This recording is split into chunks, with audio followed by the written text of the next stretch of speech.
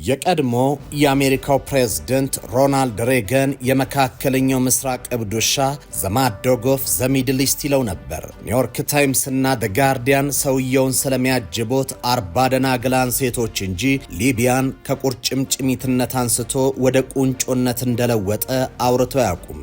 እርሱ የድሆች አባት ነበር። ቀለጥ ያለ ፓን አፍሪካኒስት፣ የንክሩማ ህልም ተጋሪ፣ የነሴዳር ሴንጎር ውጥን መልክ፣ የኔሬሬ ምጣኔ ሀብት ምንደኛ።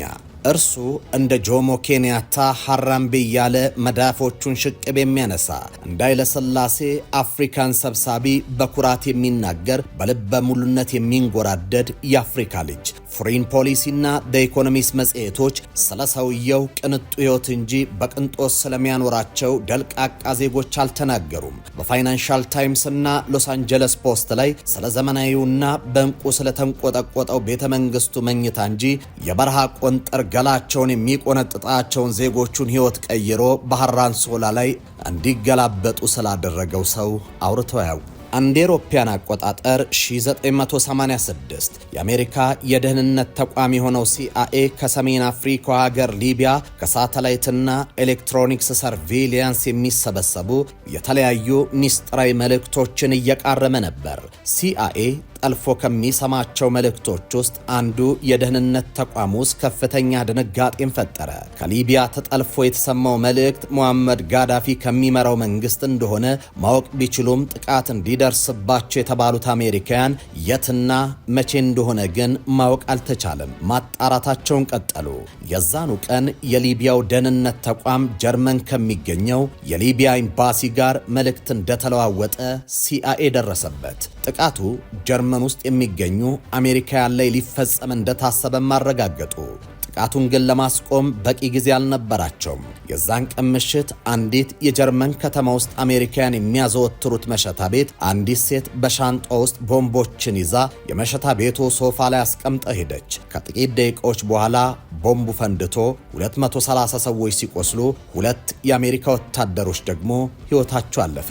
ሲአይኤ እና የአሜሪካው ፕሬዝዳንት ሮናልድ ሬገን ከዛን ጊዜ በኋላ ጋዳፊ መወገድ እንዳለበት ወሰኑ። አደጋውን ተከትሎ የወቅቱ የሲአይኤ ዳይሬክተር የነበረው ዊሊያም ኬሲ ጋዳፊን በምን አይነት መንገድ ማስወገድ እንደሚቻል ሐሳብ አቀረበ። ጋዳፊን መግደል ቀላል አይደለም። ብዙ ሺህ በተጠንቀቅ የሚጠብቁት ጥበቃዎች አሉት። ከዚህ በተጨማሪ 40 እጅግ የሰለጠኑ ድንግል ሴት የግል ጥበቃዎች አሉት። ሊቢያ ሙሉ በሙሉ በእርሱ ቁጥጥር ስር ናት። ሲአይኤ በወቅቱ ሊቢያ ውስጥ ጋዳፊን ለማስገደል ሊጠቀምባቸው የሚችላቸውን ኤጀንቶች የሉትም። ሲአይኤ ጋዳፊን በቀጥታ መግደል ቢፈልግ በአሜሪካ ሕግ ፖለቲካል ግድያ፣ ፖለቲካል አሳሲኔሽን መፈጸም ተከልክሏል። የነበረው አማራጭ የአየር ጥቃት ባሳቻ ሰዓት መፈጸም ነበር። አሜሪካ በተባለችው ሰዓት 2 የጦር ጄቶችን ልካ ጋዳፊ ይገኝበታል በተባለው ሰዓት ላይ መኖሪያ ቤቱ ላይ ቦምቦችን አዝንባ ተሰወረች። አሜሪካ በጥቃቱ ጋዳፊ እንደሚሞት እርግጠኛ ሆና ሰበር ዜናን ትጠባበቃለች። ከቀናት በኋላ ግን ኮሎኔል ጋዳፊ አንዲት ቦታ ሳይጫር በሀገሪቱ ብሔራዊ ቴሌቪዥን ጣቢያ በቦምብ ጥቃቱ የተጎዱ ሊቢያንን ሆስፒታል ሄዶ ሲጎበኝ ታየ። ያኔ ሲአይኤ ጋዳፊን በቀላሉ ማስወገድ እንደማይቻል ተረዳ። ሁለተኛ አማራጭን መጠቀም እንደሚገባም አመነ። ሁለተኛው አማራጭ ጋዳፊን የሚቃወሙ ሊቢያ ውስጥ የሚገኙ አማጽያን ወይም ተቋሚዎችን በሁሉም ዘርፍ መርዳት ወይም ደግሞ ህዝቡ የሀገሪቱ መንግስት ላይ ከዳር እስከ ዳር እንዲያምጽ ማድረግ የሚል ነበር። አሜሪካ የተለያዩ አማጽያንን ማሰልጠንና ማስታጠቅ ጀመረች። ነገር ግን እነዚህን የተለያዩ አማጽያን አንድ ላይ አቀናጅቶ የጋዳፊ መንግስት የሚጥል መሪ እንደሚያስፈልግ ሲአይኤ ተረዳ። ከብዙ ጥናት በኋላ አንድ ሰው ተገኘ። የተገኘው ሰው ኮሎኔል ካሊፋ ሀፍጣር ይባላል። ይህ ሰው በአንድ ወቅት ጋዳፊ ወደ ስልጣን ሲመጣ አብሮት የነበረ ታማኝ የጦር መሪና አገልጋዩ ነበር። ጋዳፊ ስልጣን ላይ በነበረበት ወቅት ሊቢያ ከጎረቤት ሀገር ቻድ ጋር ጦርነቱ ስትገባ የሊቢያን ጦር የመራው ይህ ሰው ነበር። እንደ አጋጣሚ ታዲያ ይህ ኮሎኔል በጦርነት ወቅት በቻድ ወታደሮች ተማርኮ ይታሰራል። ጋዳፊ የጦር መሪው ካሊፋ ሀፍጣር እንዲፈታ ጥረት ከማድረግ ይልቅ እስከነመፈጠሩ ጭራሽ ረሳው። ካሊፋ አፍጣርም ለ7 ዓመታት በቻድ መንግስት ታሰረ። ይህ መረጃ ያለው ሲአይኤ የቻድ ፕሬዝደንት ጋር ደውሎ ካሊፋ አፍጣርን እስር ቤት ሄዶ 2 አማራጮች እንዲሰጡት አደረገ። አማራጭ 1፣ እዚህ እስር ቤት በስብሰና የጦር ሙርኮኛ ሆነ ትሞታለህ፣ ወይስ አማራጭ 2፣ እንደዛ በታማኝነት ያገለገልከው የሀገር መሪ ጋዳፊ ከርቷል፣ እስከ መፈጠርህም አላስታወሰህም፣ እንደውም በመማረክ በሽቋል። ስለዚህ ከስር እንፍታ፣ አሜሪካዊ ዜግነት እንስጥ፣ ከሲአይኤ ጋር አብረ ስራ፣ የተበታተኑትን አማጽያን አደራጅተ ሊቢያ ናሽናል አርሚ የሚባል ጦር እዚህ ቻድ ውስጥ አቋቁም። ሲአይኤ በጦርም በመሳሪያም በታክቲክም በሐሳብም በሁሉ ነገር ይረዳሃል። ኮሎኔል ካሊፋ አፍጣር ሁለተኛውን አማራጭ ተቀበለ። ሲአይኤ ካሊፋ አፍጣርንና አማጽያኑን ጎረቤት ሀገር ቻድ ውስጥ እየረዳና እያሰለጠና ቆያቸው። ነገር ግን ያልታሰበ ነገር በመሃል ተፈጠረ።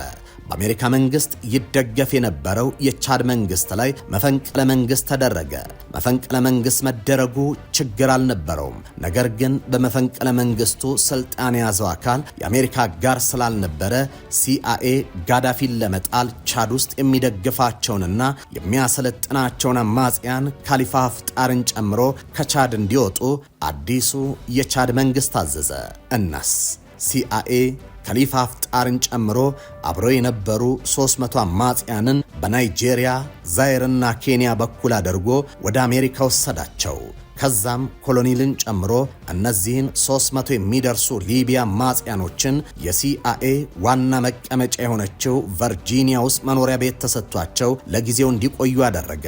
ከዓመታቶች በኋላ እንደ አውሮፓውያን አቆጣጠር በ2011 ላይ የአረቡ ዓለም ተቃውሞ አረብ ስፕሪንግ ተቀሰቀሰ። ቱኒዚያ፣ ግብፅ እና ሊቢያ ከፍተኛ የህዝብ ተቃውሞ ተነሳ። ይህን አጋጣሚ ለ30 ዓመታት ጓጉታ ስትጠብቅ የነበረችው አሜሪካ ካሊፋ አፍጣርና አማጽያኑን ወደ ሊቢያ በማስገባት አመጽና ጦርነቱ እንዲፋፋም አደረገች። ጋዳፊም በአማጽያኑ የተከፈተበትን ጦርነት ለማክሸፍ ከልክ በላይ እርምጃዎችን መውሰድ ጀመረ። በዚህ መሃል የቀድሞ የአሜሪካው ፕሬዝደንት ባራክ ኦባማ ከኔቶ ጋር በመቀዳጀት የአየር ላይ ጥቃቶችን ሊቢያ ላይ ይፈጽም ጀመር። አማጽያኖቹ ከአሜሪካ በሚያገኙት ድጋፍ ምስራቅ ሊቢያን መቆጣጠር ቻሉ። ካሊፋ አፍጣር በመሬት ይዋጋል፣ አሜሪካ በሰማይ ታግዘዋለች። ከ6 ወራት ጦርነት በኋላ የሊቢያ ዋና ከተማ በአማጽያኑ ቁጥጥር ስር ወደቀች። ጋዳፊና ልጆቹ ተደበቁ። አማጽያኑና ሲአይኤ ተቀናጅተው ጋዳፊን ከተደበቀበት ለማግኘት አሰሳቸውን ቀጠሉ። በመጨረሻም ኔቶ ጋዳፊ የሳተላይት ስልክ ከተጠቅሞ የደወለበትን የስልክ መስመር መጥለፍ ቻለ። ከዚያ ለማምለጥ ጋዳፊ ሲጓዝበት የነበረውን የጭነት መኪና በድሮን አሜሪካ ላስ ቬጋስ ላይ ቁጭ ብለው አጋዩት። እንደ አውሮፓውያን አቆጣጠር ጥቅምት 20 2011 ላይ ሲርጥ በምትባል ከተማ አማጽያኑ ለ42 ዓመታት ሊቢያን የመራው መሪያቸውን መሬት ለመሬት እየጎተቱ እየተሳለቁ ፎቶ እየተነሱ ጸጉሩን እየነጩና እያሰቃዩ ገደሉት። ጫወታው እዚህ ጋር አበቃ። ምዕራቢያን እንዲህ ይሉታል፣ ሙአመር ጋዳፊ አምባገነን ነው፣ ጨቋኝ ነው፣ ሌባ ነው፣ ገዳይ ነው፣ አፋኝ ነው፣ ደፋሪ ነው፣ ሽብርተኛ ነው፣ ሽብርተኞችን ደጋፊ ነው፣ ጠላቶቹን ይገላል፣ ተቋሚዎችን ያስራል፣ ሲፈልግ እንዲሰወሩ ያደርጋል። የሱ ቢጤ ጨፍላቂዎችን፣ የአፍሪካ መሪዎችን ኢዲ አሚን ዳዳን፣ ኢሳያስን፣ ሙጋቤንና መንግስቱን ይደግፋል ይሉታል።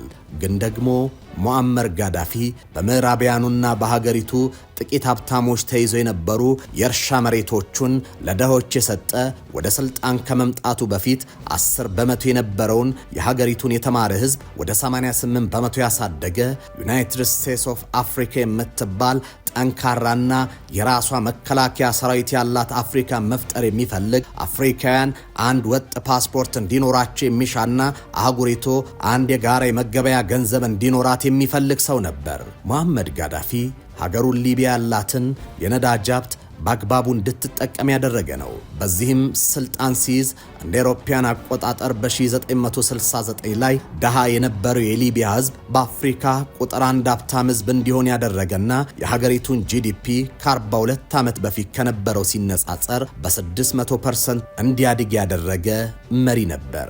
እሱ ብቻ አይደለም።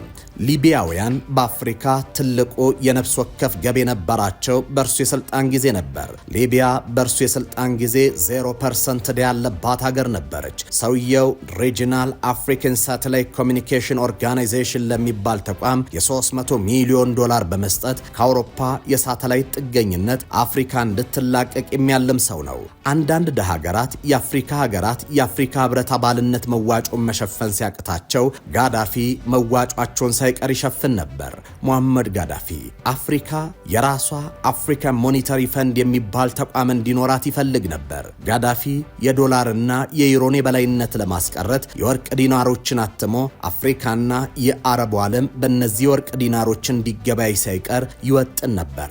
ጋዳፊ የሀገሪቱ የነዳጅ ሀብት ፕራይቬት ተደርጎ እያንዳንዱ የሀገሪቱ ዜጋ የዚህ ነዳጅ ሀብት ባለቤት እንዲሆን የማድረግ ስራን ይሰራም ነበር። ለአዳዲስ ሙሽሮች $50,000 ቤት ለመግዣና መቋቋሚያ እንዲሆን በስጦታ መልክ ይሰጥ ነበር የሚባለው ጋዳፊ ምዕራባውያኑ ሳይቀሩት በማይክዱት መልኩ ሀገሩን ድብን አድርጎ አሳድጓል። ዳሩ ምን ዋጋ አለው? የቀድሞው የአሜሪካ ፕሬዝዳንት ዶናልድ ጄ ትራምፕ እንዲህ ይላል።